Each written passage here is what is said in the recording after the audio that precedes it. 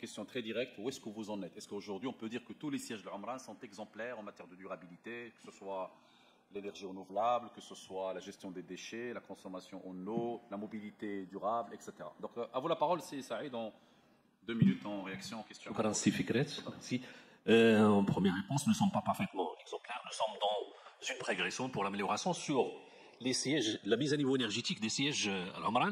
Donc nous avons un petit dilemme. Il y a des sièges qui sont la propriété de l'Umran et des sièges qui sont en situation de location. Et pour faire la mise à niveau, il faut investir sur l'enveloppe. Et ça, donc, on ne peut pas investir sur les sièges qui sont en situation de location. Donc, mais nous sommes sur presque 6 sur 10 qui sont mises à niveau énergétiquement, où on a mis des actions d'amélioration sur l'enveloppe du bâtiment avec du photovoltaïque. La mobilité électrique, c'est uniquement au niveau du siège. Les autres sièges qui n'ont pas fait l'objet d'audit énergétique, ils ont fait l'objet d'audit environnemental qui intègre la dimension énergétique, et des actions d'amélioration en termes d'économie d'énergie, d'efficacité énergétique sont introduites au niveau de la réalisation de d'éclairage LED, détecteur de présence, la sensibilisation. Donc il y a des actions soft qui ne concernent pas l'intervention sur le bâtiment. Mais tous les sièges, ils ont fait l'objet de diagnostic énergétique, aussi bien à travers l'audit énergétique proprement, ou bien à travers l'audit environnemental. Ça, c'est la première. La deuxième, c'est bon. C'est bon. Je peux passer la parole. Il y a des questions de Mme Chafil auxquelles on va se mettre à deux pour les surmonter. C'est vrai que Mme Chafil a posé des questions qui sont pertinentes. Non, parce qu'elles concernent en fait l'urbanisme. L'urbanisme qui est... C'est vrai, c'est un autre sujet. C'est quelque chose en amont. Par exemple, les villes nouvelles, c'est un programme public. Un programme qui a ce qu'on appelle le SRAP, tous les schémas d'aménagement territorial et urbanisme. C'est pas l'Umran qui décide où on va implanter les villes nouvelles. Tout à fait. Donc ça nous échappe, ça sort de notre scope. C'est le politique qui décide où on va implanter les villes nouvelles ou les pôles urbains. Et nous, on réalise pour le compte, c'est presque des programmes, des villes nouvelles, on peut dire, on réalise une maîtrise d'ouvrage délégué pour le compte de l'État. Là, pour le compte du public. Mais c'est pas nous qui décidons, on va mettre là les villes nouvelles ou pas. Toujours sur les villes nouvelles, question de connectivité des villes nouvelles, c'est quelque chose en partie qui échappe aussi à l'Umran, puisque la connectivité, les transports en commun, les transports publics, c'est quelque chose qui est décidé par les politiques locaux.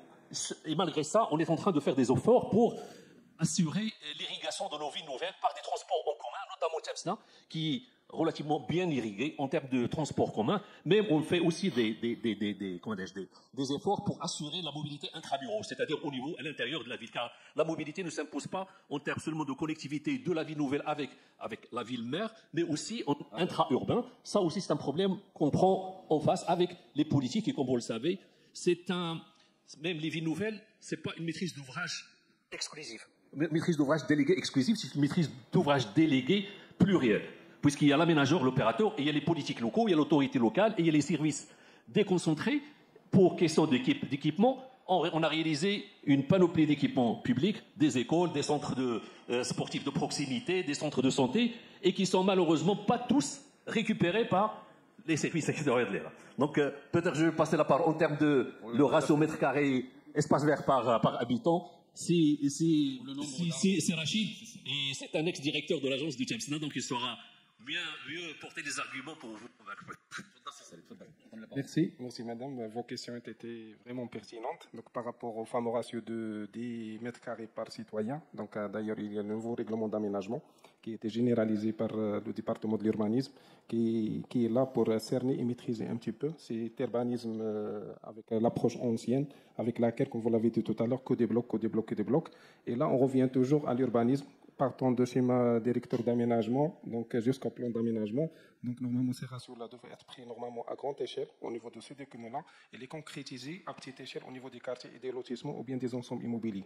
Par rapport aux actions menées par l'Umran dans ce sens, donc les ratios de vos nouvelles pour vous assurer sont des ratios qui sont très confortables. Par exemple, pour Tchemsna, on est aux alentours de 35%, parce qu'on a déjà un grand parc central qui s'étale sur 10 hectares, plus un aménagement d'une forêt urbaine sur 80 hectares, donc avec une implantation des espaces verts dans l'ensemble des quartiers de la ville, sauf que la concrétisation de ces espaces verts est évolue au gré de l'apeuplement de la ville.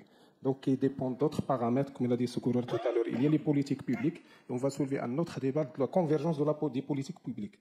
Tout le monde parle des villes nouvelles, parle des déplacements, de mauvais expériences des villes nouvelles, sachant que le Umran, comme opérateur, il a fait de son mieux pour booster le projet, Toutefois, juste après le lancement de la politique de ville nouvelle, il y a un effet marquant que tout le monde ne fait pas de focus là-dessus, c'est l'urbanisme dérogatoire.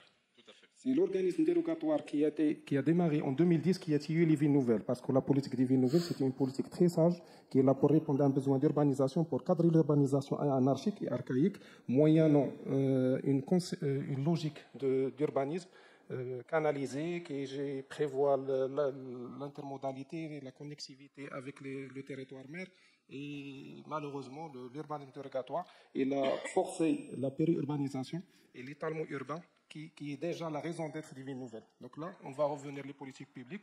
Alhamdulillah, il y avait cette prise de conscience et d'ailleurs, les dérogations ont été abandonnées. Donc, vu une analyse a posteriori de leur impact sur l'urbanisation au niveau de notre pays, et nous, au niveau de l'Omra, on a senti que les villes nouvelles ont commencé à démarrer juste après cette décision. Okay.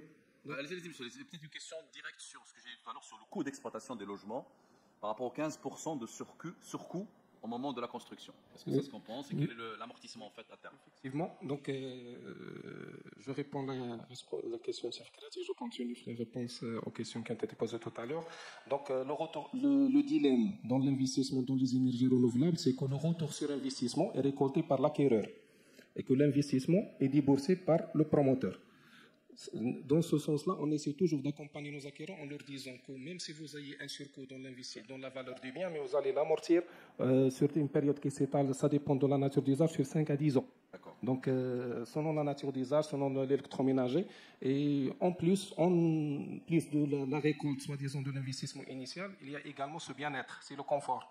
Il est très important que dans le schéma de logement actuellement partout dans le monde, c'est le bien-être qui prime et c'est plus la proximité. Donc, c'est des logements qui sont décents, résilients et qui assurent un confort et bien-être à ses habitants. D'accord. Merci.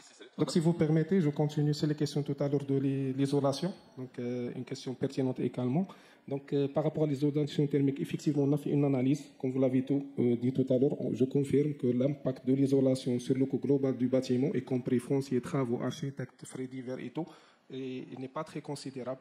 C'est une question de culture, c'est une question d'économie d'échelle, c'est une question d'accompagnement de l'ingénierie et de l'industrie et de la main-d'œuvre qualifiée pour une convergence vers l'isolation, notamment pour des villes comme Ifrane et Marrakech, mais sans oublier que la réglementation thermique des constructions au Maroc a obligé, a exigé des barèmes et des limites. Si on respecte cette réglementation, sûrement on aura, madame, de l'isolation obligatoire à Ifrane. On aura de l'isolation obligatoire à Marrakech parce que j'ai fait moi-même des simulations sur le logiciel Binayet. Marrakech, ça ne passe pas sans isolation. Donc, malheureusement, il y a une disposition réglementaire. Il y a cette adhésion à la réglementation. Moi, déjà, j'utilise le terme adhésion à la réglementation. La réglementation, elle est obligatoire. Il faut plus de rigueur de la part des gens qui gèrent l'autorisation des projets, qui délivrent les permis d'habiter, qu'ils soient plus vigilants et qu'ils veillent au respect de cette réglementation. Donc, si on la respecte, sûrement, on aura l'obligation d'avoir l'isolation dans ces zones-là. Parfait. Merci beaucoup, Cécile, parce il faut qu'on donne la parole après à la salle. Donc, Madame Ndamana, je vous interpelle sur 2 sujets très rapides. Une question des cibles. Pardon. Sur les biomatériaux. Voilà, pour le partenariat avec l'université, effectivement, le groupe Lamran s'est investi dans la recherche et développement. Il y a des partenariats qui ont été élaborés avec des laboratoires. Donc tout ce qui est développement de nouveaux matériaux, de nouveaux concepts, en profitant de la recherche au niveau de l'université, on est ouvert. Sauf que la mise en œuvre au niveau de nos projets, ça doit passer par des étapes. Donc les procédés doivent être certifiés pour qu'ils soient couverts par l'assurance des bureaux de contrôle. Donc, on a cette veille réglementaire tout en s'investissant dans la recherche et le développement. Ok, donc, parfait. Un petit complément, c'est bon. Un petit complément. J'affirme, nous avons des partenariats avec l'Université Mohamed V, avec le HTP, sur... Hassan II, pas encore. École Hassania et l'université. Récemment, nous continuons toujours sur la promotion de l'innovation. Nous avons lancé avec Erizen un programme qu'on appelle Ibtikar Al-Omran, appel à projet, appel à candidature, start-up, en direction des start-up, pour proposer des projets innovants. Vous avez cité les briques écologiques à base de fibres de palmier. Nous avons reçu, à date d'aujourd'hui, presque une vingtaine de propositions. Ils sont en cours d'études et j'espère que le programme va voir le jour. D'ailleurs, il y a une grande question qui se pose sur la brand. Qu'est-ce que vous faites dans cette sphère en train d'appuyer les projets de recherche? Vous êtes un opérateur, il faut faire de l'opérationnel. D'ailleurs, pour revenir sur la question le projet de Dalia, c'est une volonté de l'Amran de tester un peu tout ce qui est efficacité énergétique, économie d'eau et autres choses en matière de confort du logement. Nous étions au départ sur un projet plus important, 140 logements, avec un surcoût de 20 millions de dirhams. Nous avons abandonné le projet pour revenir sur un projet, une échelle plus maîtrisée et sortir un projet de 32 logements avec un surcoût de 15%. Donc c'est difficile pour l'opérateur public qui est tenu à des résultats de partir toujours à fond sur ces questions, mais on va résister. De toute façon, il n'y a que des entreprises comme l'Omran qui peuvent être un peu locomotives, en donnant l'exemple et en faisant des trucs pilotes pour intéresser les autres. Donc, madame, moi j'ai 2 questions directes pour vous. Les plantations, vous les irriguez ça comment, si on peut lui donner le micro? Et secondo, j'ai vu sur votre schéma sur les stations pour l'alimentation des voitures électriques, est-ce qu'aujourd'hui, on peut venir de Tanger à Agadir avec une voiture électrique? On a une question très simple. Allez-y. D'accord. Donc, je réponds à la première question concernant les plantations. Donc, cette palette végétale sur laquelle on travaille pour le projet d'amélioration de l'infrastructure autoroutière, elle est basée sur toute la flore résiliente, indigène de chaque région traversée. Donc c'est des plantes qui sont très peu exigeantes en arrosage, mais quand même c'est du vivant qui nécessite quand même des interventions d'arrosage minimes durant les 2 premières années de plantation. Et après, ils sont laissés à la nature, donc ils survivent avec le peu de pluie qui est disponible au niveau de chaque région. Donc c'est un travail scientifique pour la sélection des semences et des plantes, et c'est en amélioration continue et toujours avec l'accompagnement des chercheurs de l'Institut national de recherche agronomique. Ok, excellent. Donc ça c'est pour la première question.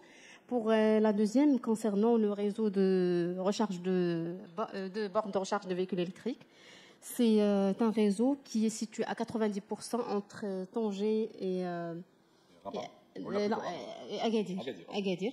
Et donc, avec une distance moyenne d'environ 26 km.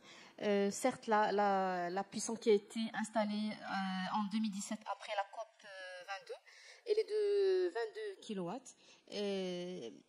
Elle n'est pas c'est pas du fast comme les bornes qui existent aujourd'hui, mais ça permet le déplacement, ça permet une autonomie à une voiture pour le déplacement sur le réseau de Tanger à Agadir.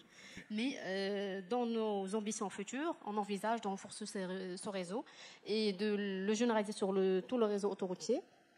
Et sauf qu'il y a quand même des contraintes réglementaires. Je pense qu'actuellement, dans la réglementation, on travaille sur ces contraintes pour la vente de l'électricité. Donc, mais on va évoluer sûrement sur ce volet pour accompagner le Maroc dans les futures attentes en termes d'électromobilité. Okay, merci. Parfait. Merci Madame. Donc, c'est peut-être une interpellation sur ce que fait la PSC. Vous avez parlé de 2 milliards de dirhams investis. Si vous pouvez juste donner 2-3 grands types de projets concrets sur lesquels vous investissez tout ce montant-là en tant que cimentier. En fait, les 2 milliards de dirhams, c'est la sommation qui a été consolidée à travers l'association professionnelle de ciment, mais qui a pris chaque opérateur pris à part. Mais je veux tenir un chiffre que 20% des CAPEX en général, ou des OPEX, ils sont consacrés à la préservation de l'environnement et on en fait une priorité absolue. Peut-être qu'il y avait d'autres compléments que peut-être j'ai pas pu ou eu l'occasion d'y insister là-dessus, c'est que l'aspect que fait l'APC en termes de veille, parce que la réactivité, c'est déjà, par exemple, en termes de propositions, nous ne travaillons pas seuls, nous travaillons avec toutes les parties prenantes, avec Imanor, avec LP2E, avec la DAT, avec tous les experts, et on se positionne comme une force de proposition. La dynamique de la décarbonation est installée à l'échelle mondiale.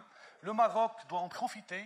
Il doit être pionnier, comme il était dans la conversion, comme on a dit, de l'utilisation de l'énergie renouvelable.